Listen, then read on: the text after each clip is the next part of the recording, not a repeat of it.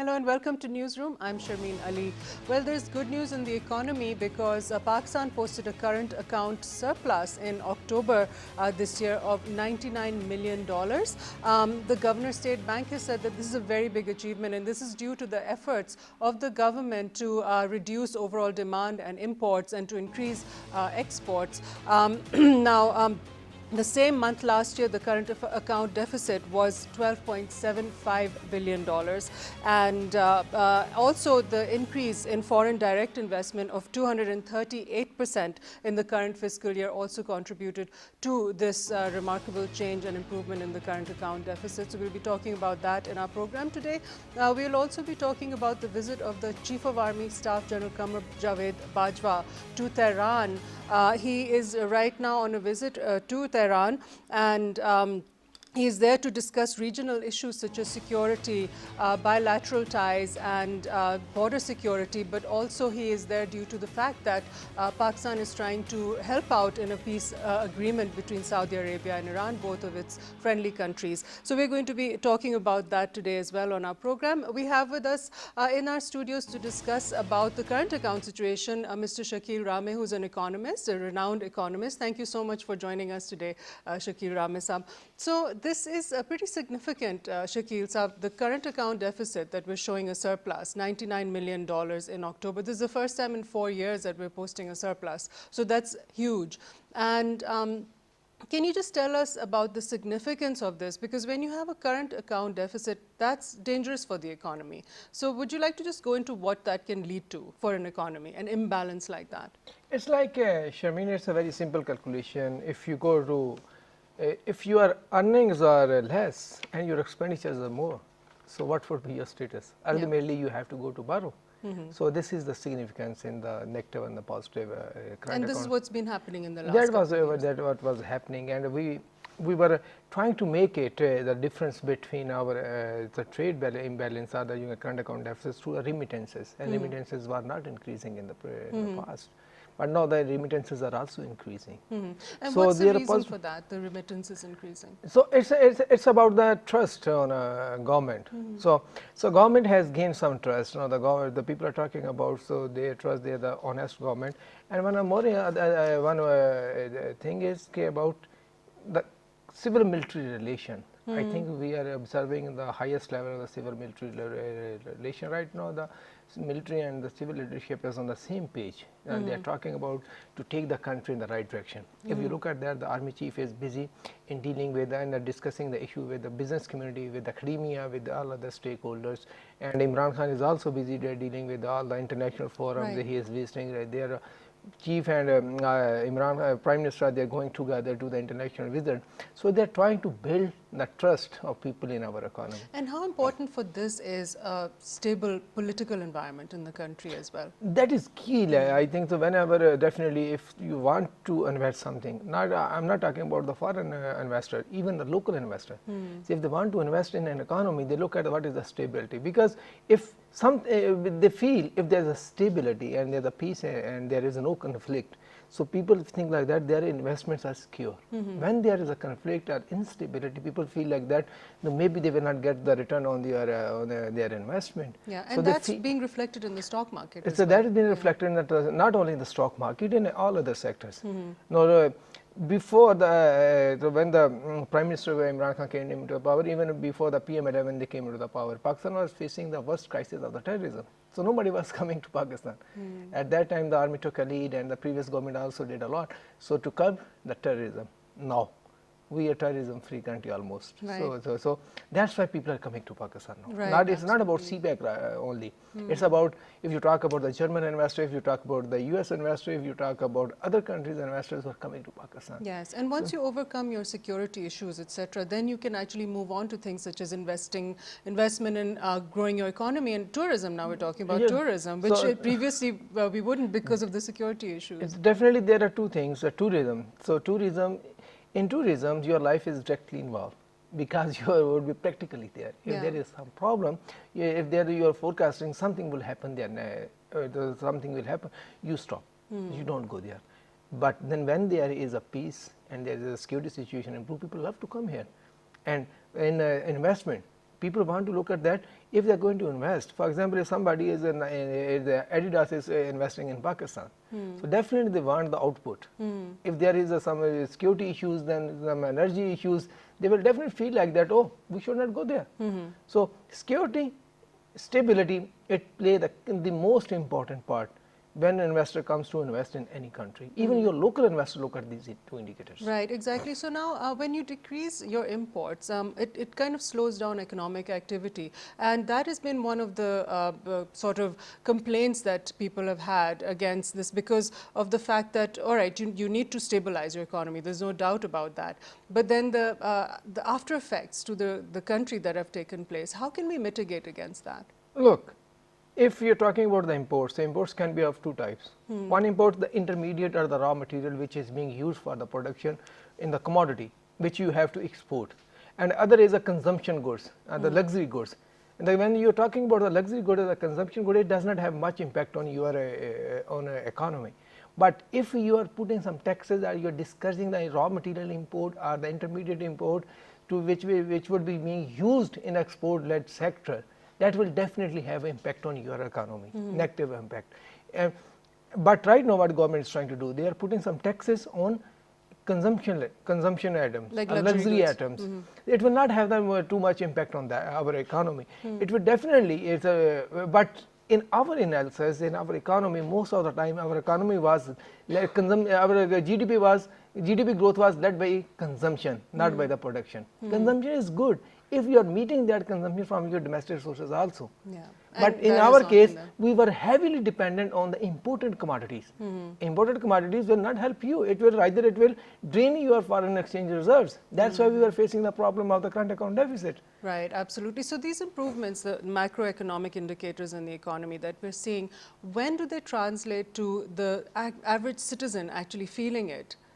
So it will take time, first of all. Why? Because now one stage we have covered the financial management, we covered.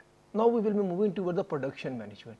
Production management is your industry, your agriculture sector. So now government is moving toward that.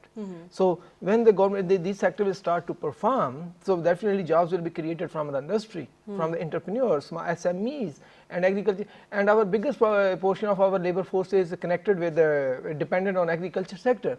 So now government has given a huge package on agriculture sector. It will definitely increase their livelihoods. But industry will be the key to produce new jobs, right? And exactly. the SMEs will be key to produce the new jobs. So what potential does Pakistan have for value addition, for example, in agriculture, and more innovative sort of methods in order to increase our production and exports? Pakistan have a tremendous potential in different sectors. For example, in mango, so we are not producing juices. We are just exporting mangoes, but we can produce juice.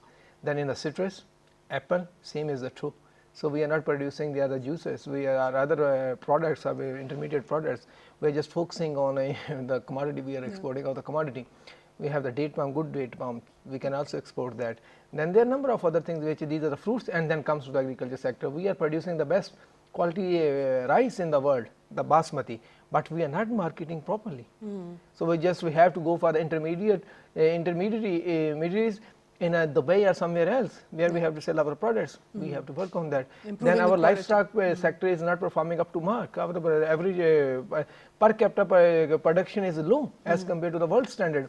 If you look at our agriculture sector, say the crop sector, in crop sector our productivity is very low for the major crops like wheat, maize, sugarcane, cotton.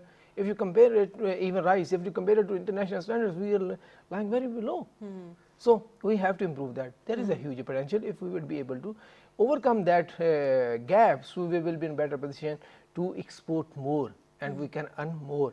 And these are the, I think, in crop sector, or you can say the animal sector, some improvements can be come through better management.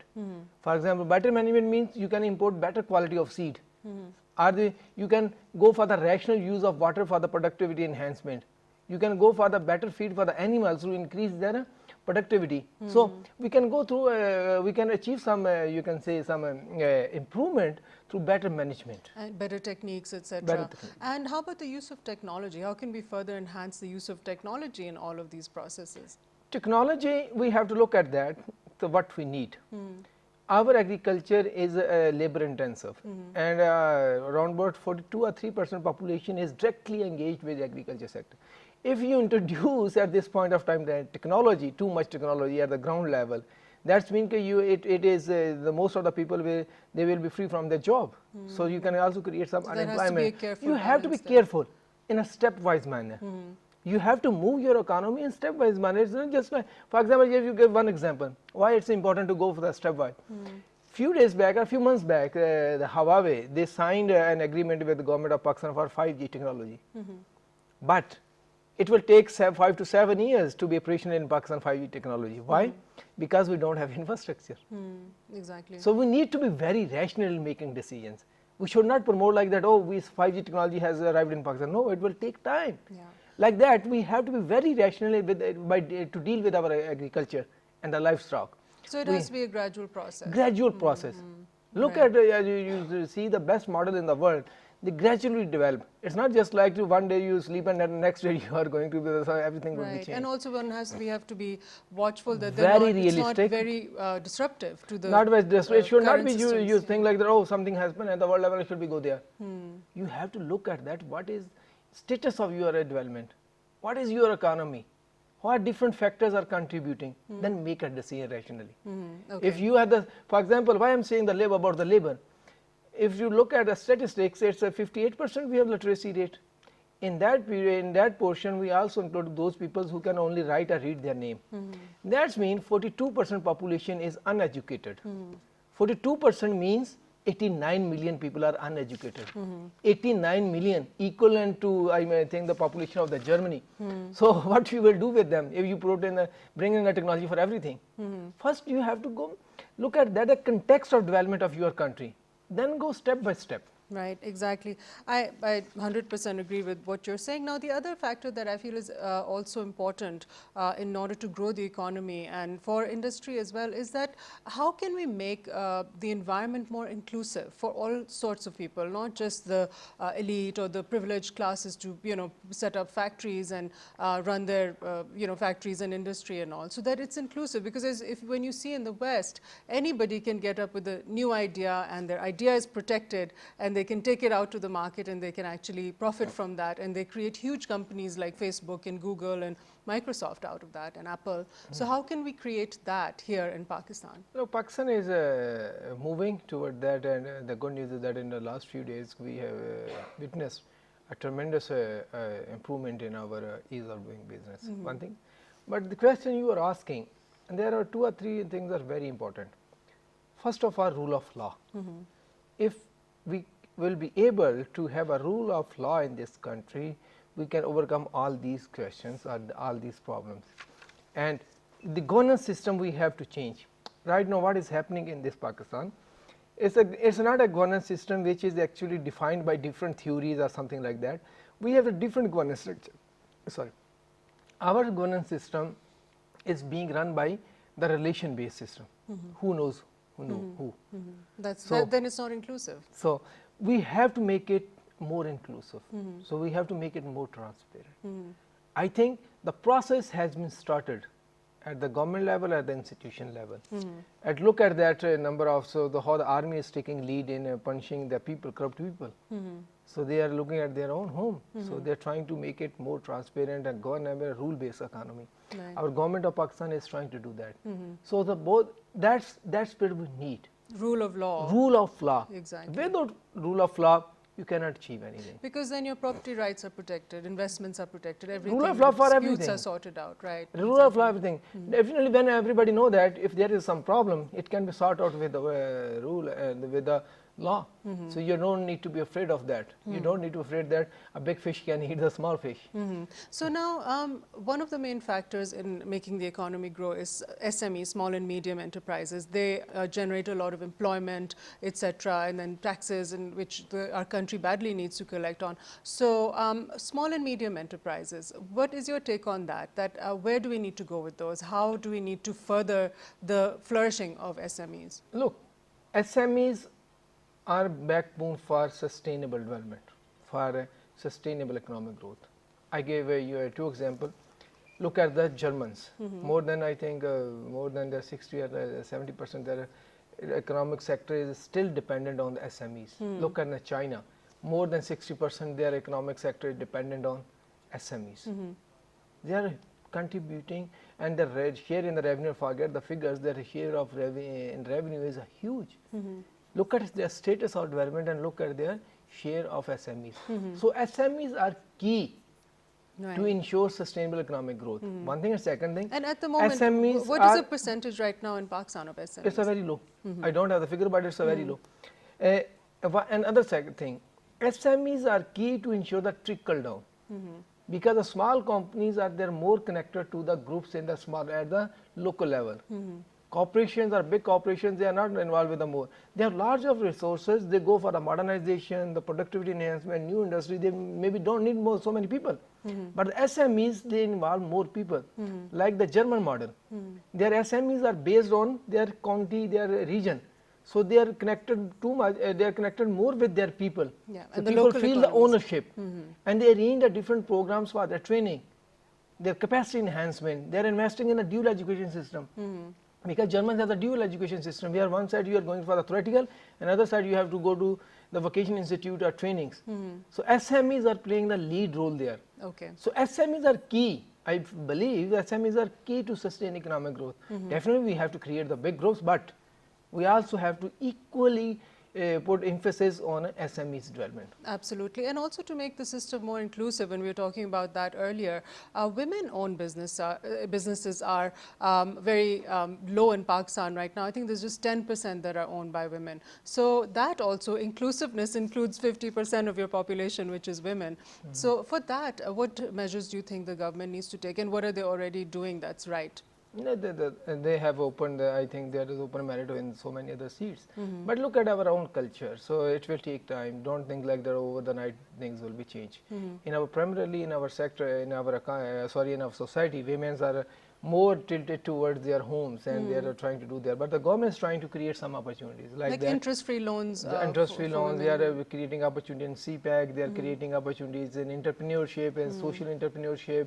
They're also giving the weightage toward their education. They're trying to invest on that, and I think the women are playing a good role. But we have to see how it comes out. And it is not only about such economy; it's also our societal structure.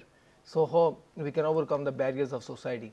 Well, maybe home-based businesses would be good to create that kind of environment for women, so that they're able to, or home-based jobs and employment as well. Employment and the businesses are also good. For example, there are a number of you can go to the boutiques, and some boutiques are doing the business with them women. There are other sectors where the women are sitting at their home, they're doing the business. But the thing is that the price they are getting is much lower than it should be. As compared to Right. That government has to take the serious steps to ensure that if somebody is working, so they must be paid good salary at the good you can say good rates. Right, and a lot of discussion is taking place right now about women's inclusivity in the economy, the economic cycles in their homes, etc., and how they are the key decision makers. So their inclusivity is very much the key element. So I think maybe the government needs to work with women and women leaders and all to understand what obstacles that women in Pakistan face and how to overcome that. Would you say? Look, we have. We must let the natural process to go. We should not try to, you can say, the shock to our society, because ultimately as societies define the roles of everybody. Yeah. It doesn't happen overnight. It doesn't happen overnight. When you are giving the too much push at the cost of society, then you feel the resilience. We need to go in a very systematic way. Let it naturally develop its spectrum. What government should ensure? Government should try to create the better law and the better opportunity for the women, and they should focus on the producing the opportunity where the women also feel safe. It should not be like that they're getting an opportunity where they don't feel safe. The government also have to make sure, so women where they are working or they are going outside, they must feel safe. They create something like that. Yeah, and then for that perceptions have to change. And if we talk about the women activities, we should not always go for like that. It should be the If our society will allow that for the separate, we must go for the separate. Because our objective is create the economic opportunity, not to create the interaction between men and the women. If our objective is that just to create the interaction between man and women, they do that in Muslim countries all over the so world. we can move that. So we have to come out of those stereotypes. If they are not working with the women, then they are not independent. Look, women, they have a equal chance, equal right, but it doesn't mean like you have to break your society or your Islamic law, then you can achieve these or things. disrupt the entire system. I absolutely agree with that. So you mentioned, we spoke about education. You mentioned that in your statement just a few minutes ago. How important is it for Pakistan to invest in education as part of the as part of the strategy to make our economy grow? Because many countries have done that in the past, just purely focusing on education of their population. What a huge difference that makes. Would you like to comment on that? Economy is being run on the basis of the human capital, and in human capital development, education is a basic and the key factor which is contributing. But we have to look at that. So what we are doing with our education sector, either we are incurring the expenditures of our national check, or we are really investing in the education. In a human capital theory, so we are saying, so if the budget allocated that is being used to create some graduates or produce some graduates who are not a kind of need of your economy, that means it is your expenditure. What we are doing right now, we are producing graduates, we are producing some people who don't have the skills, who don't have the skills. They are just simply, they are going for example, master in English, master in Urdu, master in you can say philosophy, master in blah blah blah blah. So, but you also need the people to produce for according to your need. There is a huge hue and cry. So the China is bringing so many people from China in the CPEC projects. They were not bringing, they were bringing some people which they cannot find here in Pakistan. If I give you example, how many automobile engineers are in Pakistan? How many glass production engineers are in Pakistan? Right. Can you tell me? Probably very few. Yeah. No. You cannot find it in the market. So, and our engineers which we are producing right now, engineering is basically a blue collar job, but our engineers are looking at the white collar jobs. Because our system is not helping them to understand their role. So that's mean that our budget allocation for education is expenditure, not an investment. If you, for example, few years back, there was a, you can say there was, there was a, everybody was going to MBA. Everybody was going to Master of Computer Sciences. Okay. Nobody was talking about what is the need in the market. Right. Okay. So the trends. No, you can find so many MCS and MBAs who are looking for the clerical jobs. Yeah. Because you did not plan according to the need of your economy. So how does that get controlled, basically? Government have to look at that. For example, government, it is a huge job, and the only government can do it. So what is needed, and what is the supply, and how it can be rationalized, that we have to do it. Right. A few days back, we were trying to do a study on our, so what is the gap of between our skills and the graduates being produced by the university. We could not get the data. So data creation is the first step. So we have to look, for example, in future, we are going to establish these are SCZs. We have to look at that, what type of industry is coming to Pakistan, and at which quantum. Right. And what type of skills we need and which quantum. Right. Then government have to invest. Right. In short term, we can go for the vocational trainings or some other skill trainings.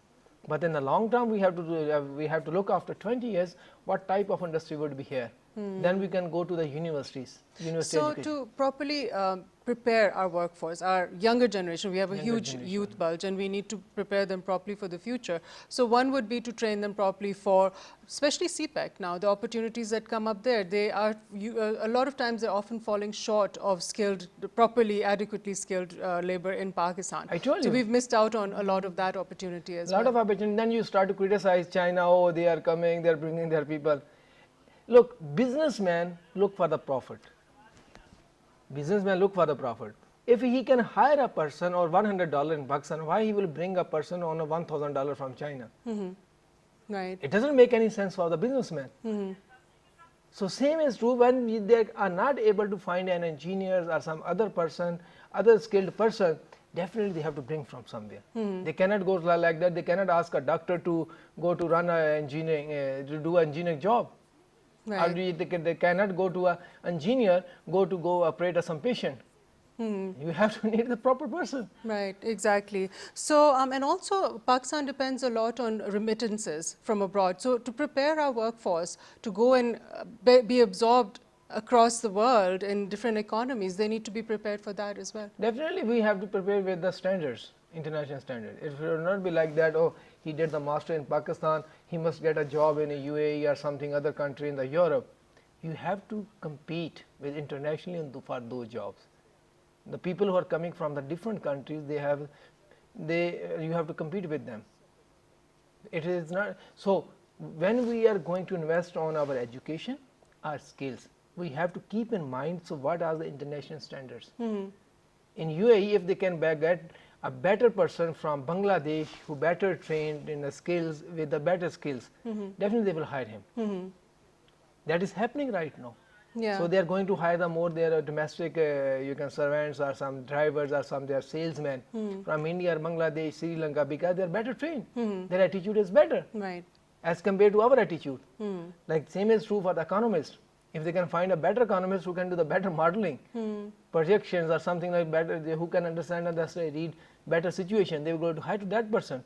It doesn't matter for them who is coming from there, from where. Exactly. They look for the skills and education, either they are appropriate or not. Right.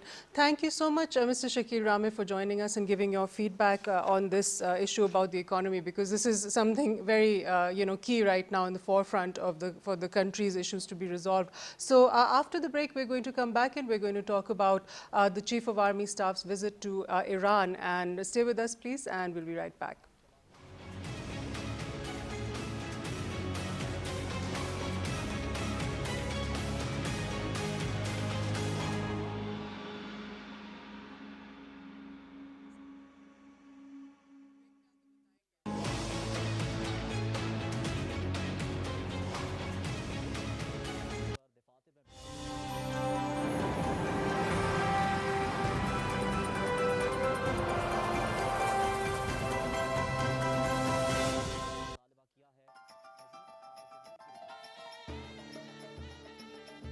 The Faisal Mosque is the largest mosque in Pakistan. Located in the national capital city of Islamabad. Completed in 1986, it was designed by Turkish architect Vedat Daloki to be shaped like a desert Bedouin's tent. It is situated at the north end of Faisal Avenue, putting it at the northernmost end of the city and the foot of the Margala Hills, the westernmost foothills of the Himalayas. It is located on an elevated area of land against a picturesque backdrop of the Margala Hills.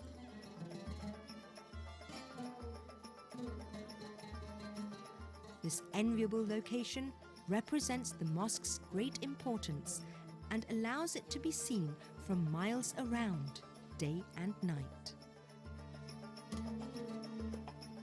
The Faisal Mosque is conceived as the national mosque of Pakistan and is named after the late King Faisal bin Abdulaziz of Saudi Arabia, who supported and financed the project.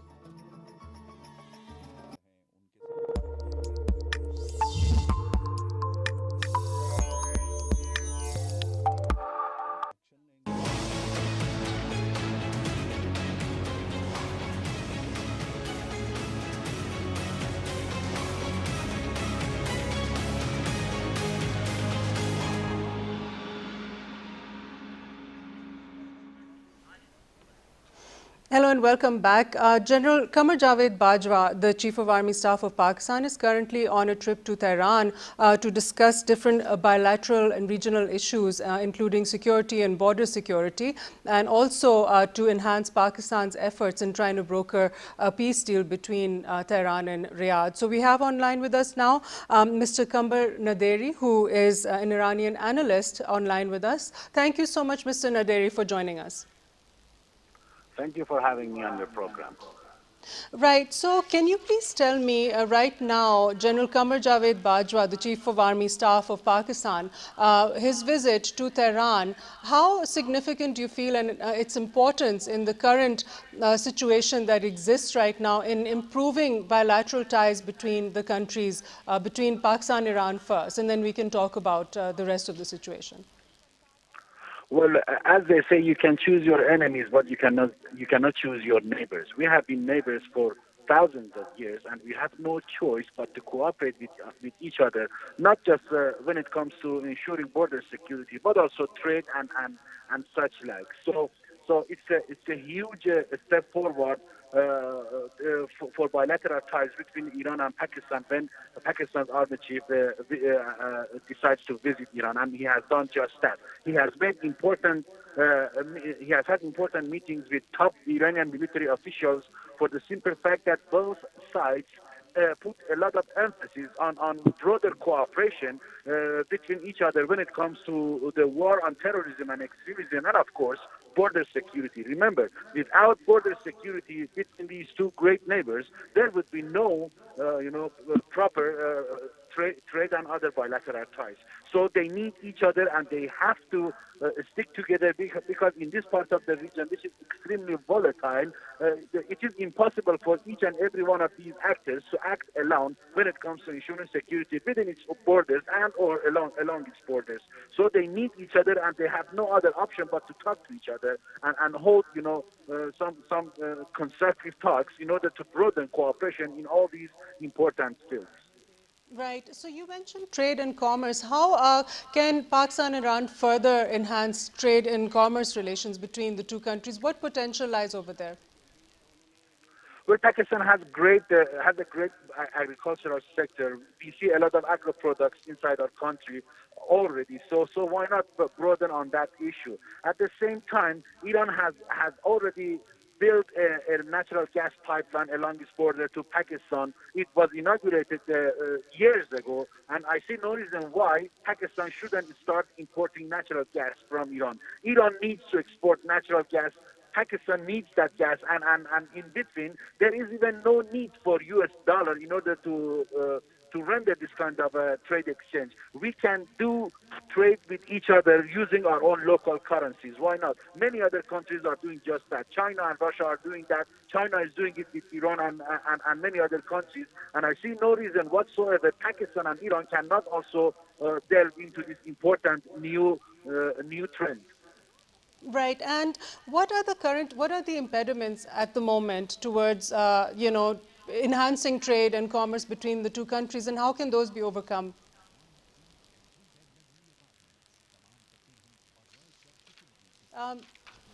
Mr. Well, Naderi, well, can you hear me? Yes. yes, yes. The biggest mistake that Pakistan have made and Iran have made so far is to look for friends and partners elsewhere.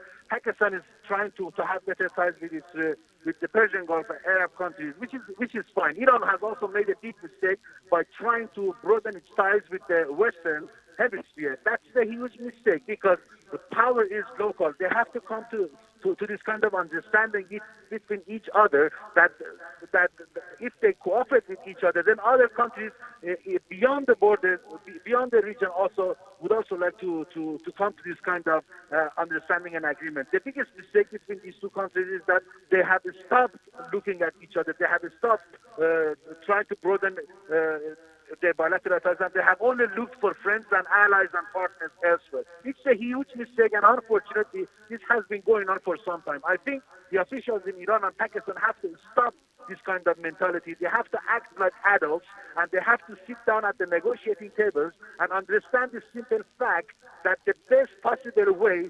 to have prosperity within their borders is to have greater relations with their neighbors, in this case, Iran and Pakistan.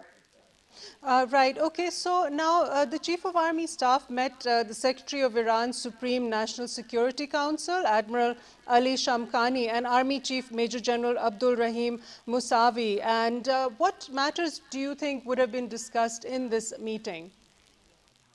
Well, the biggest challenges for the time being, as I told you, is ensuring border security. Iran is desperate. Iran is desperate to see some kind of cooperation from on the side of the Pakistani officials when it comes to ensuring border security, because a lot of terrorism and extremism activities are taking place along our common borders, and we need Pakistan to help us in order to fight this new melee. We cannot do it alone. As I told you, fighting terrorism and extremism cannot be done single-handedly. Neither Pakistan nor Iran can do it alone. They need each other, and they have to start doing now. Also, the discussions have been about producing military equipment, which is very important, joint production lines, which is fine because Iran needs this kind of military equipment. Pakistan also has the expertise and the experience, so why not cooperate and start doing just that? These kind of joint ventures have been some of the main topics of discussion between top Iranian officials and the Pakistani army chief. Right. So how can the two countries better fight the threat of terrorism that we both face? I think the first thing they need to do is to make sure that terrorists along our common borders will never feel safe, that if they commit some crimes, they would be able to hide on the other side of the border. If there is some kind of exchanges, prisoner exchanges between the two countries, and it is done immediately and quickly, there would be no terrorists along our borders that would ever try, even in its mind, to attack our civilians or civilian objects. So the best possible thing for now is to make sure that terrorists would never feel safe within our borders or along our borders. We need prisoner exchange. We need to make sure that even the terrorist attacks are common targets, they are brought to justice and they are brought to account. For this to happen, we need to have prisoner exchange, especially when it comes to terrorists.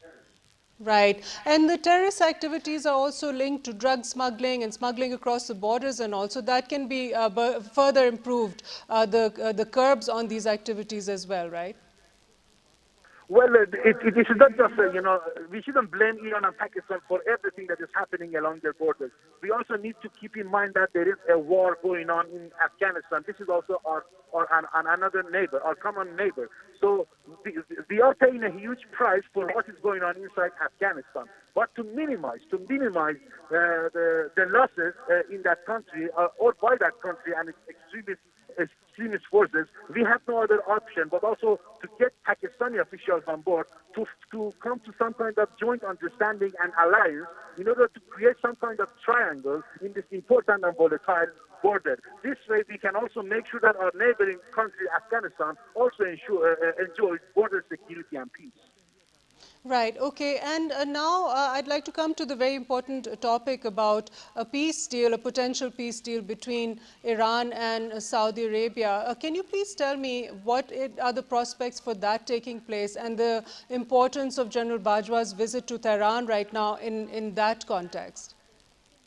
Well, Pakistan is our the trusted trading partner and a geopolitical partner for the past 40 years, since the start of the Islamic Revolution back in 1979. Remember, we don't have any diplomatic ties with the United States, so Pakistan is representing and protecting our interests in the United States and beyond.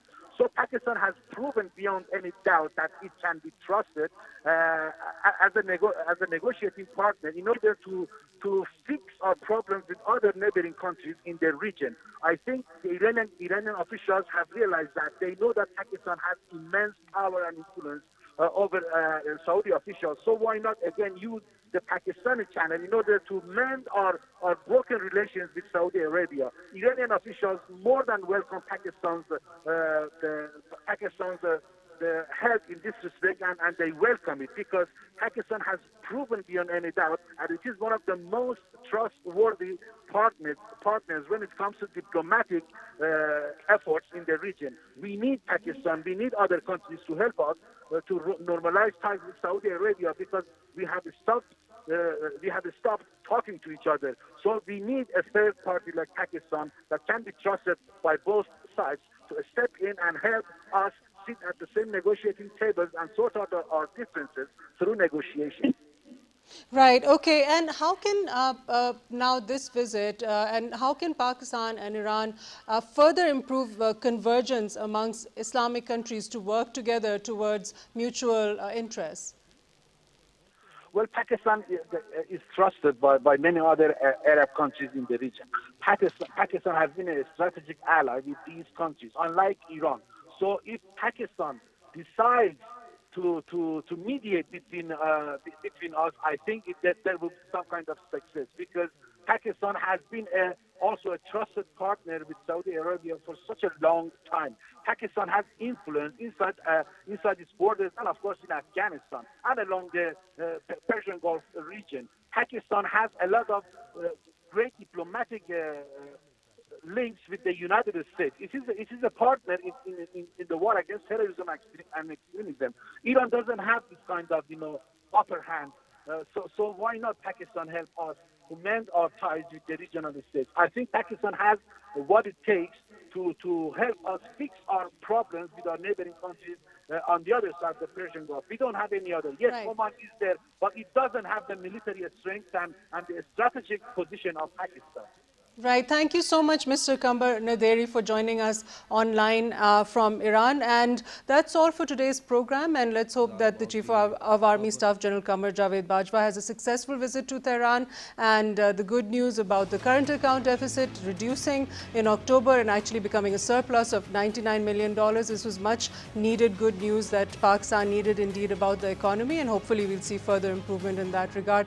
Thanks for joining us today on Newsroom. We'll see you next time. That's bye-bye from me, Sharmeen Ali, and from our team.